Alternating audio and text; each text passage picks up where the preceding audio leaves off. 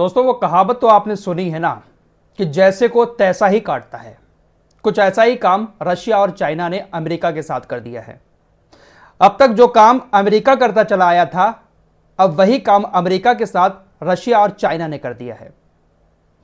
दरअसल 7 अक्टूबर से अब तक जब से जंग शुरू हुई है, यूनाइटेड नेशंस में गाजा में सीज फायर को लेकर कई सारे प्रस्ताव आ चुके हैं।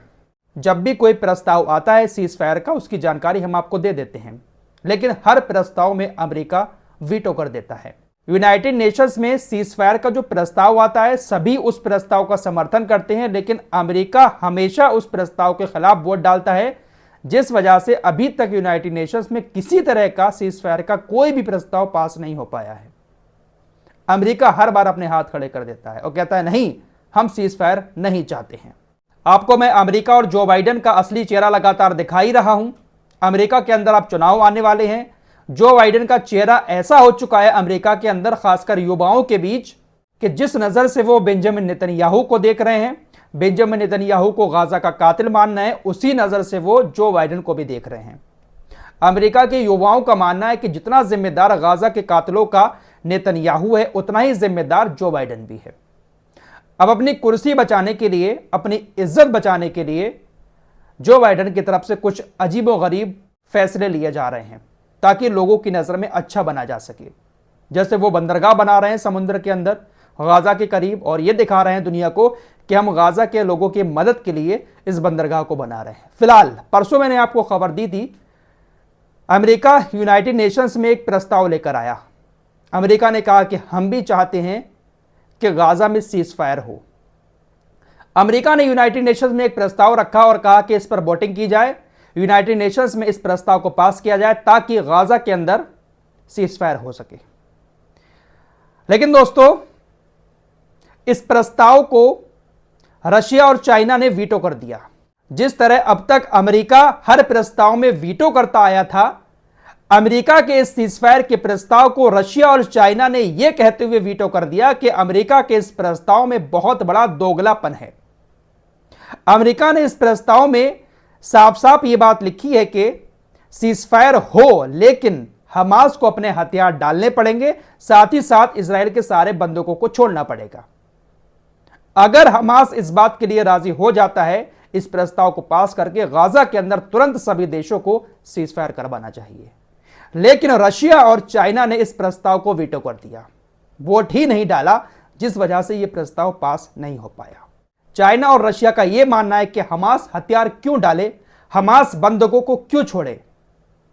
डील हो, उसी आधार पर बंधक छोड़े जाएंगे और सीजफायर तभी होगा जब इजराइल अपनी सेना को वहां से वापस लेगा। तो खुले तौर पर हमास के साथ रशिया और चाइना यहां पर नजर आए। तो जैसे को तैसा इन दोनों देशों ने अमेरिका के साथ कर दिया।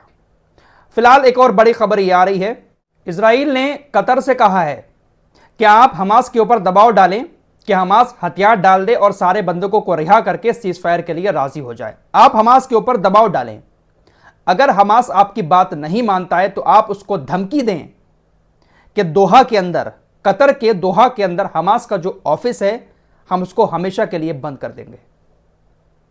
इजराइल और अमेरिका आप कतर के ऊपर यह दबाव डाल रहे हैं कि आप हमास को इस तरह की धमकी दो।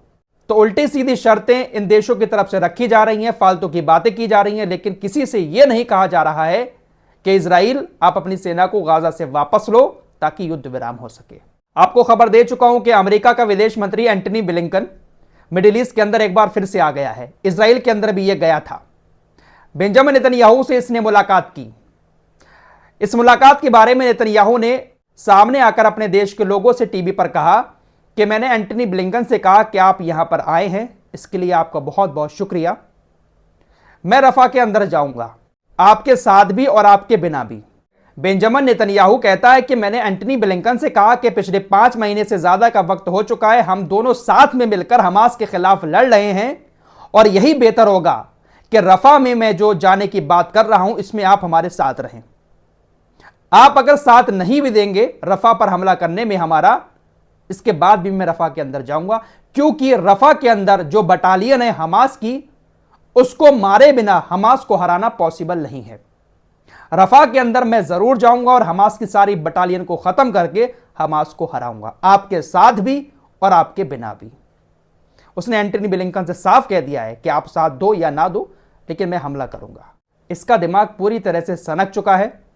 रफा के अंदर जाकर ये आम लोगों को मारेगा और कहेगा कि मैंने हमास के लोगों को मार दिया है, जैसे कि अल-शिफा हॉस्पिटल में इसने किया। अल-शिफा हॉस्पिटल से तकरीबन इसने 300 लोगों को उठाया। इजरायली सेना ने 300 लोगों को किडनैप करके कहां ले गई, उनका क्या किया, अभी तक कोई खबर सामने नहीं आई है। इजराइल ने उन 300 लोगों की लिस्ट जारी की कि हमने इन 300 लोगों को गिरफ्तार किया है। लेकिन दोस्तों, इजराइल ने जिन 300 लोगों की तस्वीरें दुनिया के सामने रखी हैं, ये वो लोग हैं जो इस वक्त गाजा के अंदर है ही नहीं, या वो लोग हैं जो इजरायली हमलों में अब तक मारे जा चुके हैं।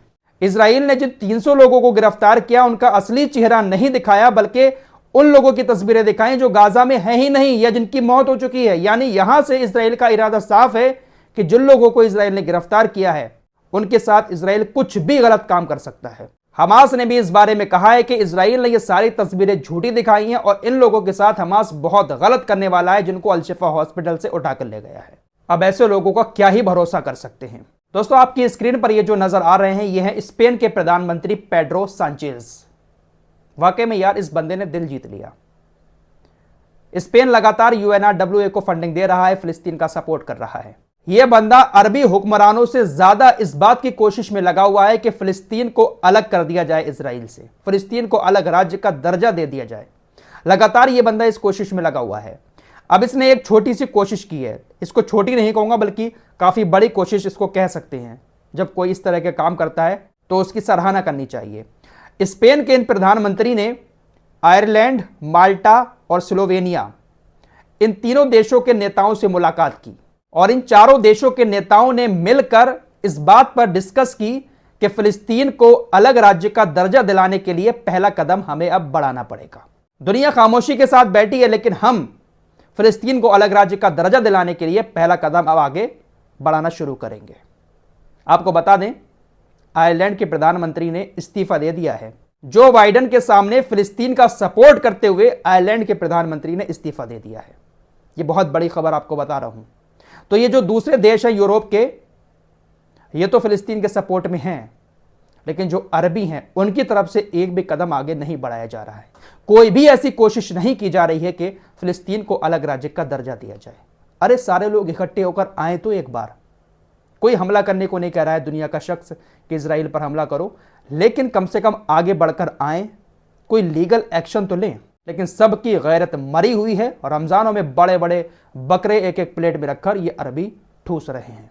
फिलहाल इस रिपोर्ट में इतना ही। मिलते हैं कुछ और नई खबरों के साथ, तब तक के लिए अपना ख्याल रखिएगा। अल्लाह हाफिज।